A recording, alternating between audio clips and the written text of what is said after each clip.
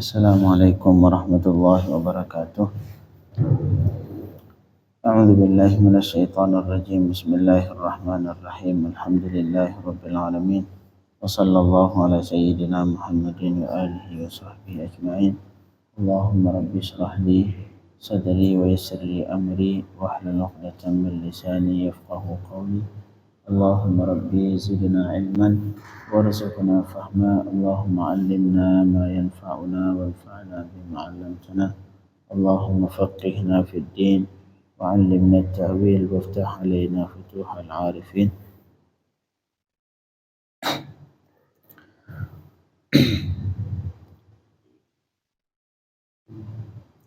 Pembahasan terakhir yang kemarin yaitu masih tentang fikih nikah, menyangkut tentang al-fasakh, artinya membatalkan akad nikah setelah terjadi akad.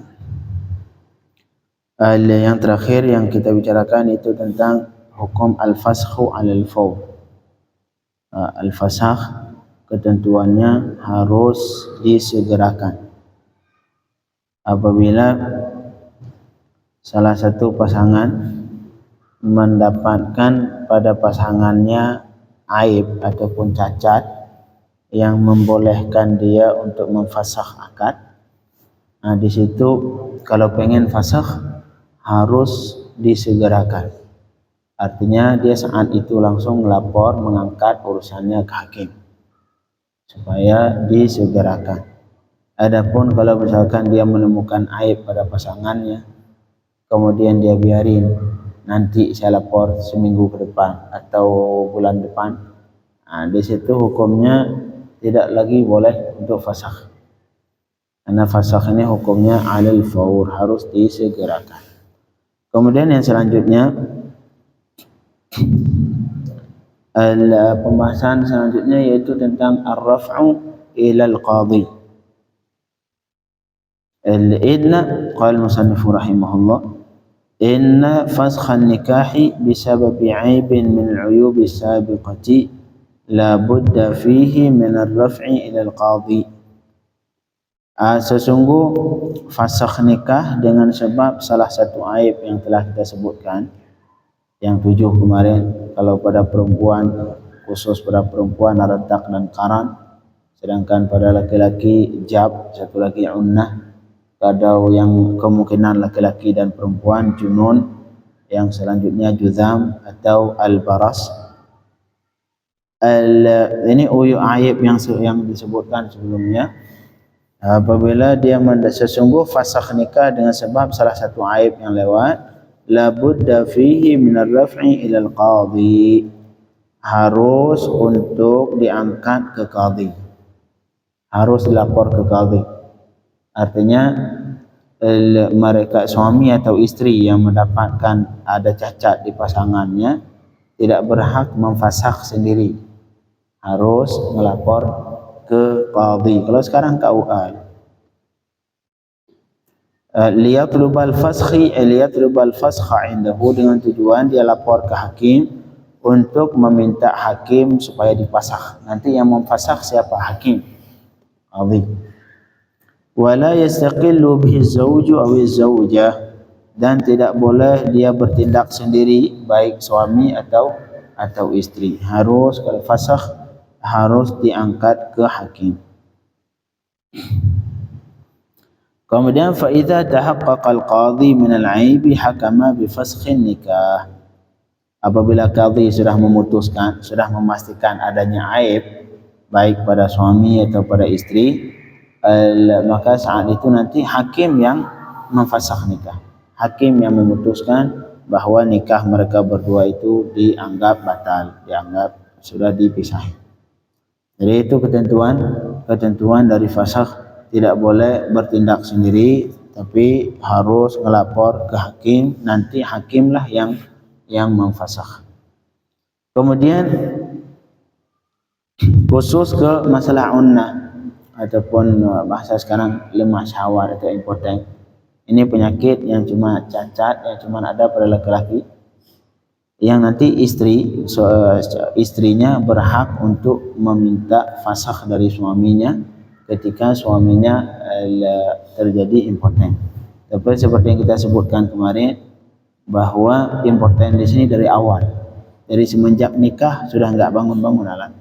Tapi kalau pernah sehat, pernah normal, misalkan sebulan pertama normal, 2 bulan pertama normal, tapi kemudian tiba-tiba setelah setahun, setelah sebulan tidak normal, ini hukumnya tidak boleh fasakh, karena itu bisa jadi karena penyakit. Yang namanya penyakit mungkin disembuhkan, ada kemungkinan disembuhkan. Yang unnah ataupun impoten, lemah syahwat yang membolehkan istri untuk meminta fasakh dari suaminya adalah impoten dari awal, dari semenjak dia nikah itu alat suaminya enggak pernah normal. Itu silahkan fasakh. Tapi untuk unnah sendiri, hakim ketika misalkan seorang istri melapor bahwa suami dia melapor pengen fasakh dari suaminya karena suaminya seperti tadi lemah syahwat misalkan, di situ ada namanya darbul ajali fil unnah. Hakim sebelum memutuskan dia harus memberikan tempo. Kata ulama al-unnatu al-ajzu 'anil jima'. Al-unnah artinya lemah syahwat, tidak sanggup untuk melakukan hubungan suami istri. Sehingga wa yuqalu lirrajul alladhi la yastahi nisa' innin. Nah, laki-laki yang tidak menyukai perempuan, artinya tidak mau suka untuk berhubungan karena memang alatnya tidak mampu, namanya innin bahasa Arab. Innin itu artinya laki-laki yang lemah syahwat. Di sini fa idza da'atil mar'atu an 'ala zawji annahu innin, apabila seorang perempuan mendakwakan bahwa suaminya itu ini, dia ngedakwa suami dia ini alatnya enggak normal. Wa ankara zawju, dan suami tidak menerima, suami ingkar, enggak, punya saya normal, masya-Allah bagus. Itu yang diterima perkataan siapa? Misalkan qadhi, datang seorang perempuan ngedakwa di depan hakim bahwa suaminya itu bermasalah. Kemudian datang suaminya pas dipanggil sama qadhi, benar kamu bermasalah? Enggak qadhi, barang saya normal alhamdulillah. Itu yang diterima perkataan siapa? Apakah yang perkataan istri yang mengatakan bahwa suaminya itu bermasalah, atau perkataan suami yang menyatakan bahwa dia itu normal seperti laki-laki yang lain? Fal qawluhu ma'a yamini, yang diterima adalah perkataan suami, karena punya dia yang lebih tahu. Karena punya dia pastinya dia yang lebih tahu. Tapi tidak diterima semerta-merta juga, diterima harus pakai sumpah. Jadi suaminya tak bersumpah demi Allah bahwa ini alat saya masih normal, harus bersumpah. Kemudian fa'in sama itu tadi kalau ribut ya, kalau kata istri suaminya bermasalah, sedangkan kata suami tidak, itu yang diterima perkataan siapa? Perkataan suami. Tapi diterima juga harus disertai dengan sumpah. Enggak, saya aman normal Pak Qadhi. Ya, bersumpah loh. Kamu berani enggak bersumpah bahwa benar-benar punya kamu itu normal? Kalau dia bersumpah sudah yang diterima perkataan suami, dan nanti artinya perempuan itu tidak berhak untuk meminta difasakh. Karena qadhi ketika menerima perkataan suami, akhirnya qadhi memutuskan berarti ini laki-laki normal. Kemudian selanjutnya fa'in athabatatil unnah, apabila sudah ditetapkan sama hakim bahwa ini suami benar-benar tidak normal. Itu ditetapkan bagaimana caranya? Biiqrariz zawj, yang pertama dengan pengakuan suami. Ketika kata istri, suami ditanya sama qadhi, benar kamu seperti itu? Benar qadhi. Kalau suaminya membenarkan ataupun dia mengakui bahwa dia itu memang tidak normal dalam hal berhubungan ini, daraba lahul qadhi ajalan ila sana. Khusus masalah unnah ini, masalah lemah syahwat ini, qadhi tidak langsung saat itu memfasakh nikahnya, tidak. Beliau memberikan jangka waktu selama setahun. Misalkan ngelapor bulan 1, beliau nanti kapan memafasahnya? Bulan 1 tahun depan. Jadi beliau mengasih waktu untuk suaminya selama setahun. Tahun di sini artinya tahun qamariyah, bukan tahun Masehi, tapi tahun Hijriyah, Muharram, Safar. Kalau misalkan dia dilapor sama perempuannya, sama istrinya di bulan Muharram, beliau mengasih waktu untuk suaminya untuk memperbaiki, misalkan untuk berobat, misalkan sampai tahun depan, setahun dikasih tempo. Dengan alasan lihtimali zawalil unnah biikhtilafi fusul sanah, karena ada kemungkinan seorang laki-laki itu alatnya itu kadang-kadang dia tergantung waktu. Kalau lagi musim dingin bermasalah, ntar lagi musim panas normal. Ada kemungkinan seperti itu. Atau lagi siang normal, malamnya enggak normal. Jadi ada kemungkinan alat itu berubah-ubah tergantung kondisi. Makanya dicek dulu sama hakim. Ketika ada laporan dari istri dan suami mengakui, dicek dulu, ditunggu dulu selama setahun. Apakah dalam jangka setahun itu benar-benar tidak pernah normal? Sudah. Tapi bisa jadi bulan ini enggak normal, tapi ntar bulan kedua normal kembali. Jadi karena zawalil unnah, karena ada kemungkinan hilangnya sembuh penyakit tadi dengan berbedanya musim. Karena kalau musim dingin bisa jadi bermasalah, tapi ada kemungkinan nanti giliran musim panas dia sudah aman kembali. Adapun fa in zalal aibu istamarra zawaj, apabila dalam setahun itu, dalam jangka setahun yang diberikan dan qadhi tadi, dia sembuh normal kembali, istamarra zawaj, hukum nikah mereka dia sudah berlanjut. Jadi tidak boleh, hakim tidak membatalkan nikah, hakim tidak memfasahkan nikah apabila dalam setahun tadi sakitnya itu, penyakitnya sempat sembuh. Kalau sembuh sudah.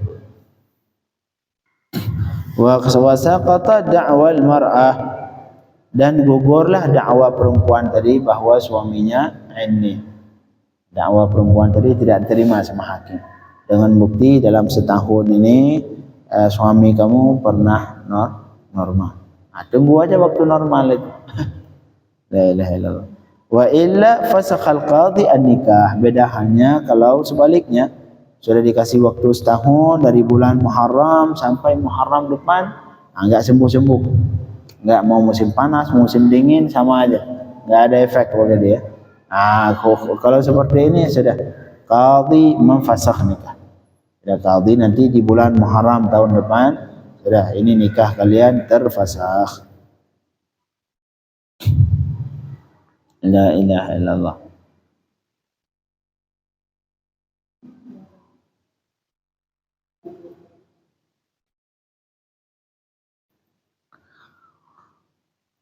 Kemudian permasalahan selanjutnya, kalau dalam jangka waktu setahun yang diberikan qadhi, ini perempuan meninggalkan suaminya, artinya tidak pernah tidur bersama.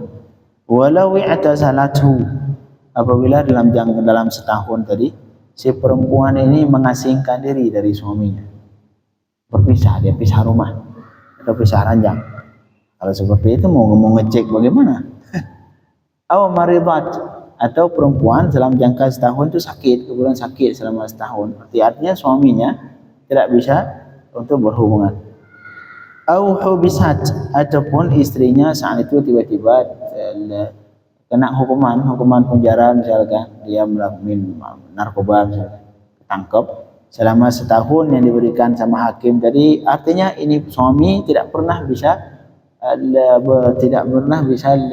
tidur dengan istrinya, baik karena istrinya sakit atau karena istrinya di penjara seperti tadi, atau memang istrinya memisahkan diri, mengasingkan diri, ataupun dia pisah ranjang dari suami saking bencinya ke suami misalkan. Dalam jangka setahun yang diberikan sama qadhi tadi, yang untuk memastikan apakah dia benar-benar tidak normal. hukumnya lam tuhsab, maka setahun itu tidak dihitung. Setahun selama istri tadi tidak bersama suaminya, itu tidak dihitung. Kemudian watus ta'naf sanatun ukhra, sudah nanti ketika istrinya sudah balik ataupun istrinya sudah keluar dari penjara atau tadi istrinya sudah sembuh, mulai dari situ dihitung kembali setahun. Tunggu sampai tahun depan untuk mengecek apakah suaminya benar-benar tidak normal. La ilaha illallah.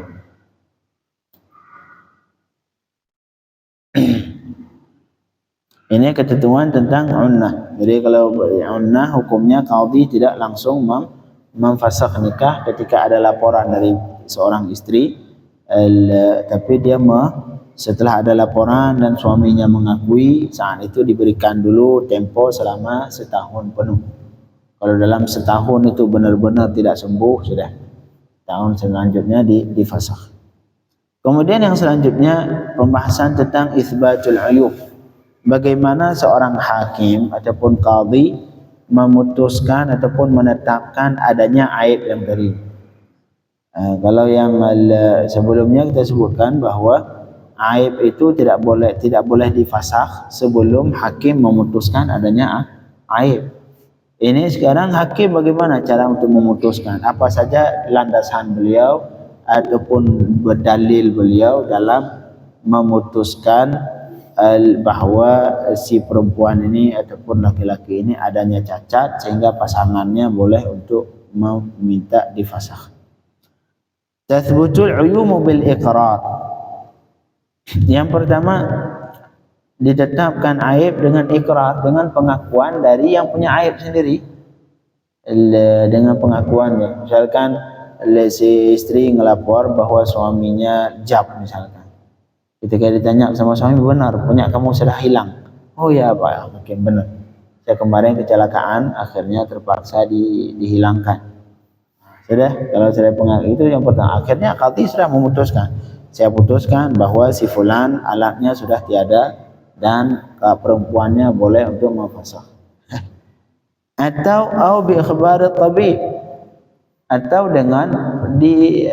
dengan kabar dari tabib, dokter. Panggil dokter. Misalkan ini dilapor bahwa suaminya penyakit juzam seperti kemarin ataupun baras. Untuk mengetahui apakah dia benar-benar ada kusta atau tidak, panggil dokter, suruh cek, periksa, atau dipanggil dokter. Ntar diterima hasil dari cek pemeriksaan dokter, apakah dia suaminya ini atau istrinya ini benar-benar ada penyakit atau tidak. Itu yang kedua, yaitu dengan kabar, dengan pemberitahuan dari pemeriksaan dokter. La ilaha illallah. Jadi yang semua aib yang 7 tadi, baik gila ataupun gila, termasuk unnah, juzam, kusta, yang supak termasuk, itu semua penyakit. Untuk membuktikan adanya penyakit, qadhi dari mana beliau mengetahui salah satu pasangan ini mengalami cacat, itu aib itu. Yang pertama dengan pengakuan dia sendiri, benar saya ada kusta. Atau dengan dikasih tahu sama tabib, diperiksa. Misalkan istri melapor suaminya ada penyakit kusta, qadhi manggil dokter, tolong periksa ini laki-laki ini apakah benar-benar kusta atau tidak, seperti hal yang diklaim oleh istrinya. Ntar diperiksa sama tabib. Kalau kata tabib, iya, hasil setelah kami periksa, pemeriksaan kami menunjukkan bahwa ini laki-laki benar ada penyakit kusta. Jadi hal yang pertama dengan ikrar, dengan pengakuan dari yang punya aib itu sendiri, atau yang kedua dengan khabar dari tabib, dari dokter. Illa al-unna, kecuali yang important tadi, karena important nggak mungkin diperiksa sama dokter. Fala tathbutu illa biiqrari zawj, maka tidak mungkin ditetapkan khusus unnah tadi important kecuali dengan pengakuan dari suami sendiri. Karena yang lain nggak bisa dicek, dokter juga sulit untuk mengetahui. La ilaha illallah.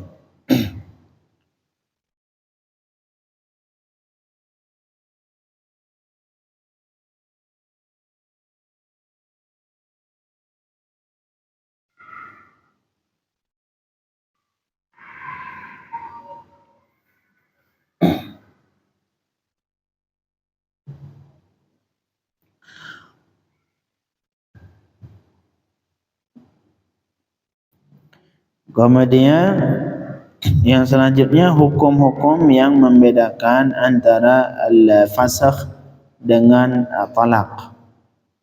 Nah, di sini walaupun pisah, kalau talak suami menceraikan istrinya, mentalak istrinya, nanti hasilnya juga pisah antara suami istri.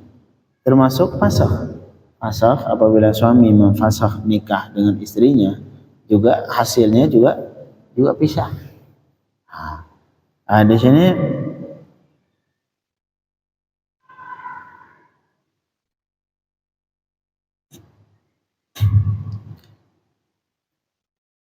hukum fasakh tergantung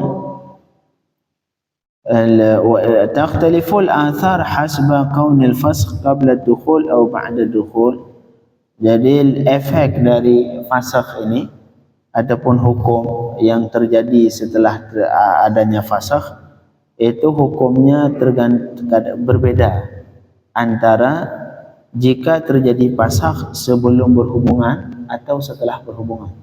Misalkan mereka sudah nikah, kemudian sudah berhubungan suami istri, kemudian baru istrinya misalkan atau istrinya menemukan kusta pada suaminya, baru kemudian dia melapor di fasakh. Artinya ini fasakh kapan terjadi? Setelah adanya berhubungan. Ataupun sebaliknya, suami sudah berhubungan dengan istrinya, kemudian setelah itu beliau menemukan adanya kusta pada istrinya dan kemudian beliau memfasakh. Itu beda hukumnya antara kalau difasakh sebelum berhubungan atau setelah berhubungan. Ada juga kadang-kadang dia pas nikah sebelum ngapa-ngapain sudah nemuin aib. Oh, ini istri saya bermasalah. Langsung difasakh. Artinya terjadi fasakh sebelum adanya hubungan antara suami dan istri. Begitu juga berbeda hukum antara jika terjadi aib sebelum berhubungan atau setelah berhubungan. Kadang-kadang aib terjadi dari sebelum berhubungan atau terjadi aib setelah berhubungan. Udah berhubungan baru keluar itu penyakit, awalnya nggak ada penyakit, atau memang dari sebelum berhubungan sudah penyakit itu sudah ada. Nah, ini semua hukumnya beda. Yang pertama, إذا وقع فسخ النكاح من الزوج لعيب في الزوجة أو من الزوجة لعيب في الزوج وكان الفسخ قبل الدخول سقط المهر.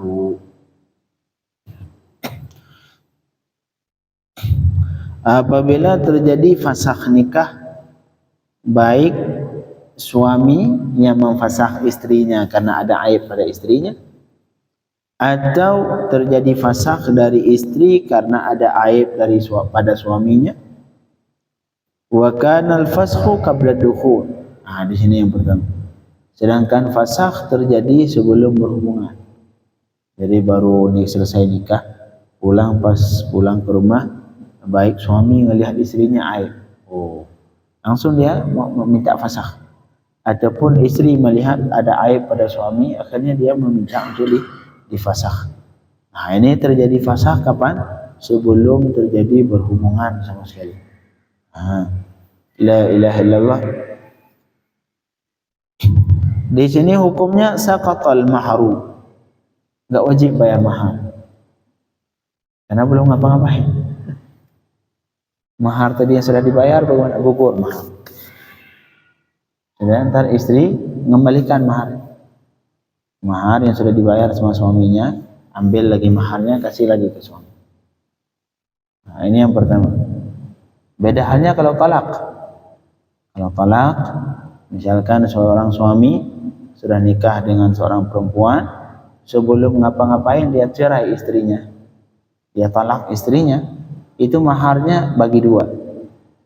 Mahar yang sudah ditetapkan tadi di awal nikah, misalkan mahar 100 gram, maka 50 gram sudah buat istri, 50 balik ke suami. Kalau sebelum ngapa-ngapain. Beda halnya kalau sudah berhubungan dia cerai istrinya, itu enggak. Semua sudah jadi mahar tadi, jadi milik istri. Jadi beda halnya fasakh. Kalau fasakh jika terjadi sebelum berhubungan, maka hukum maharnya gugur. Gugur.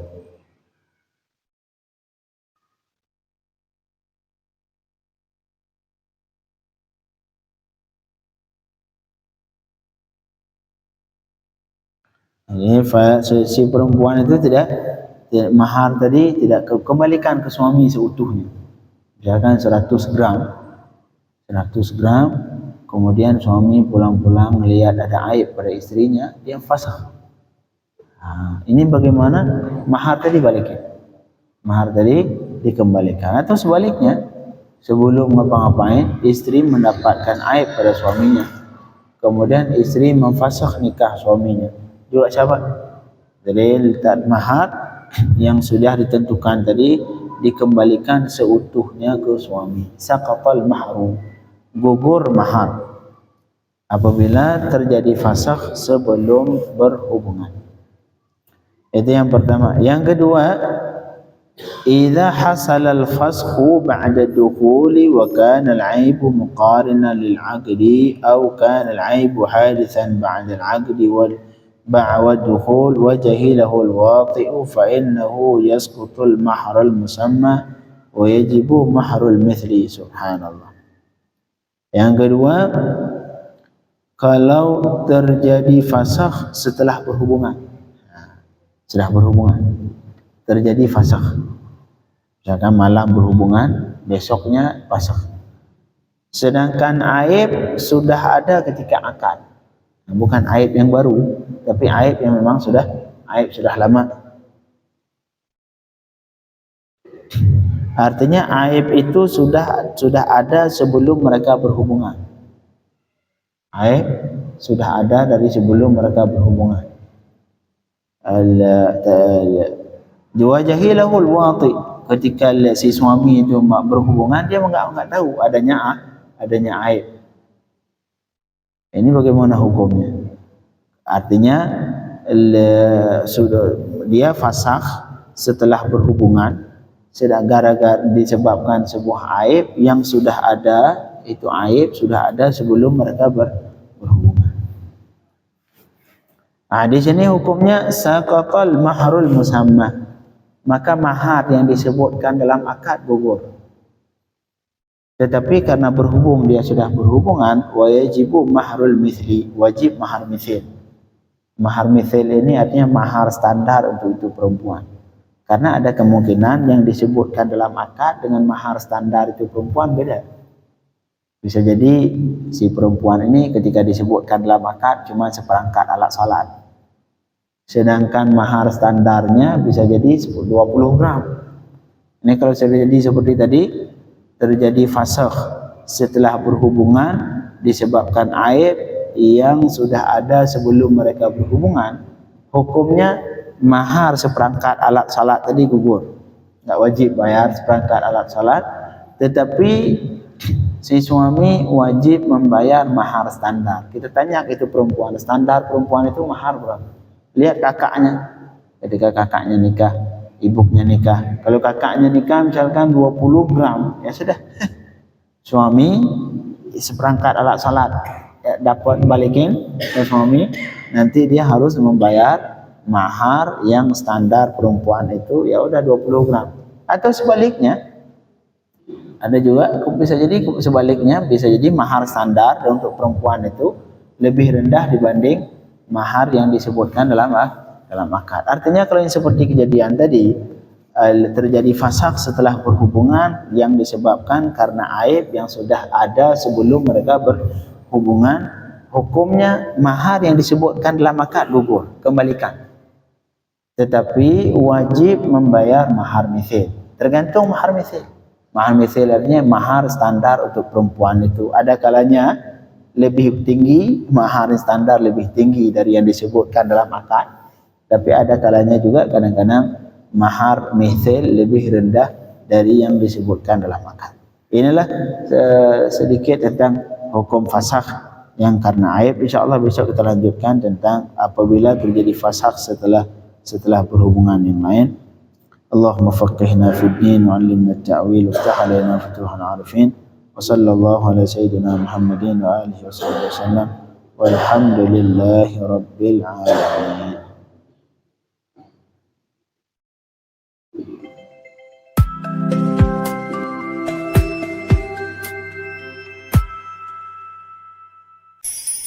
Mm-hmm.